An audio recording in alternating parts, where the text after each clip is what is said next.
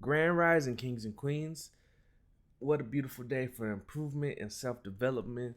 This video is a part of my new series where each episode I break down a chapter of a pivotal book that I personally thought was, very important to me. And the book I'm going to break down first is 12 Rules of Life by Jordan Peterson. And chapter 1 is stand up straight with your shoulders back. And the first big idea from this I want to say is the dominance hierarchy. Basically what that means is the strongest, the healthiest, the fortunate are going to occupy territory. Whether it's birds, whether it's lobsters, whether it's humans, the most healthy are going to get the best territory and defend it. Because of this, they're going to find higher quality mates and thrive in life. There's little difference between territorial rights and social status. The poor in stress are more likely to die, and the higher status are more likely to thrive.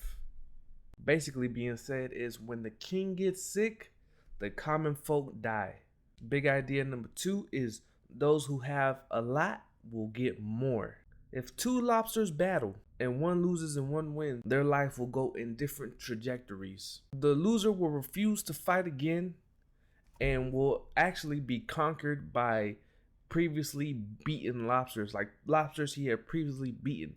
But the one who won is going to strut around all cocky and, have a lot of serotonin. If a dominant lobster is beaten, his brain will actually dissolve and he will get a new brain that fits him for a lower status lobster.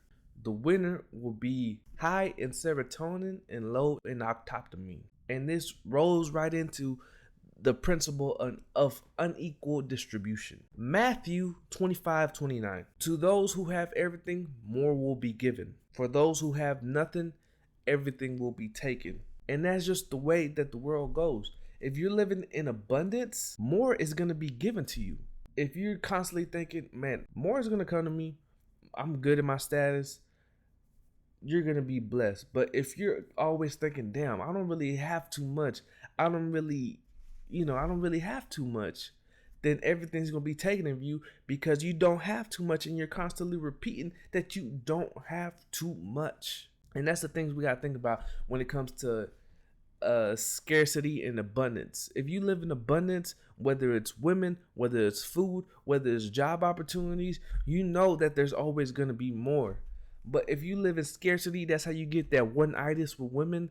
That's how you always, man, I can't leave this job, I won't be able to find another one. That's why you always devour each piece of food, even when you're full, because you're living in scarcity and you don't know when your next meal is going to come. And this is like the 80-20 rule. I don't know if y'all heard it, where 80% of the books were written by 20% of the authors. 80% of the music was written by 20% of the musicians. 80% of the scientific laws were written by 20% of the scientists.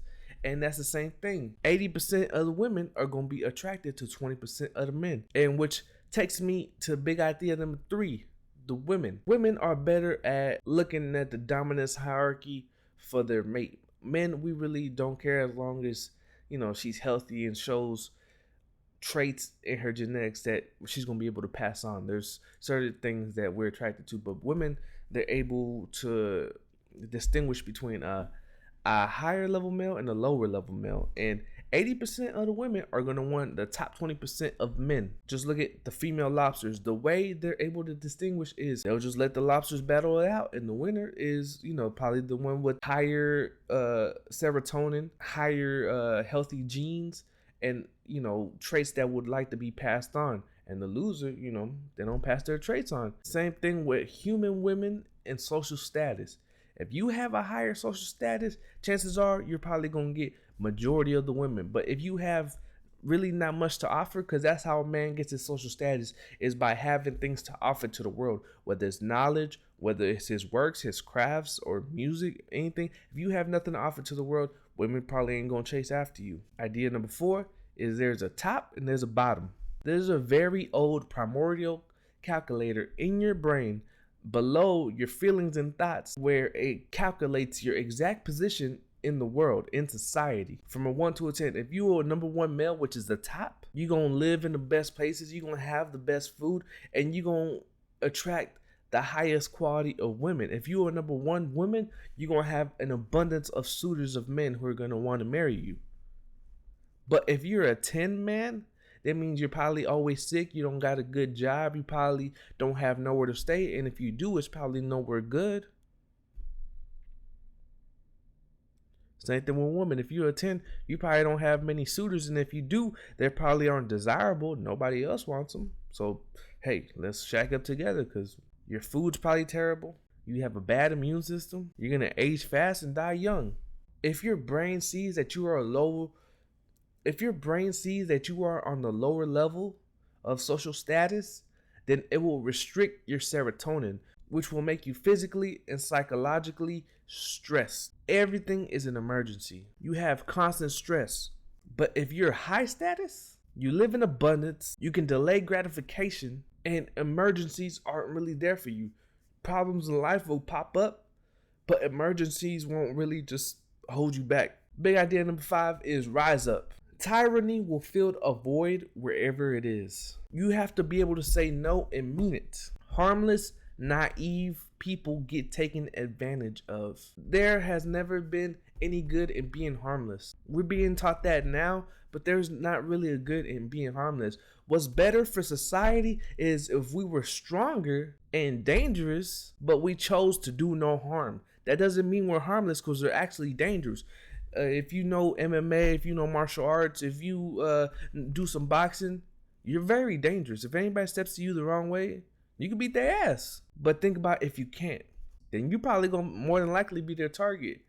It is said that crying babies or crybabies get bullied more than just children who just, mind their own. So people who get targeted are gonna be more than likely, sensitive kids are gonna get targeted, tougher kids are not. And that's why it's part of this series, and part of why I'm doing this is because we need to become stronger. Become stronger to where you can fight. Less people will test you. You will raise up in the dominance hierarchy. Your social status will go up. And the opposite is the same. If your status go down, you're probably more likely to get bullied, get taken advantage of, and this, that, and the third. And this goes with good people think that they don't become angry. And that's not true. They just like to cover it. When people see themselves as dangerous, they have less fear. They're more willing to stand up and just take up space for themselves. If you slump around like a defeated lobster, people will treat you as such. And if people treat you as such, your brain will realize that and tell you, hey, you're lower level. Let me slump my shoulders. Let me lean in. Let me talk with a whisper. Let me avoid eye contact. But if you stand up straight, if you carry yourself in a dominant way, people will recognize that. Your brain will too. And it will raise you up accordingly. It will release more serotonin. And that's what makes you a confident person.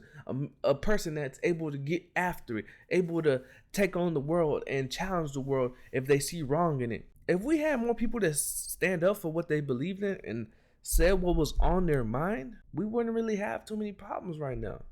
We would have a stronger society. But that's the thing. The problems that we got into right now is because strong men make good times. Good times make weak men. Weak men make hard times. So that's why we're having hard times right now, is because weak men. But that's what this series is about. Is about raising the men up. Occupy your territory. Speak your mind. Put your desires forward as if you have a right to them. This is episode number 2 of the show, and this is a mini episode. We will have a same one tomorrow. Please like, subscribe, and share if you got something from this video. And this is David Hernandez with Masculine Intellect.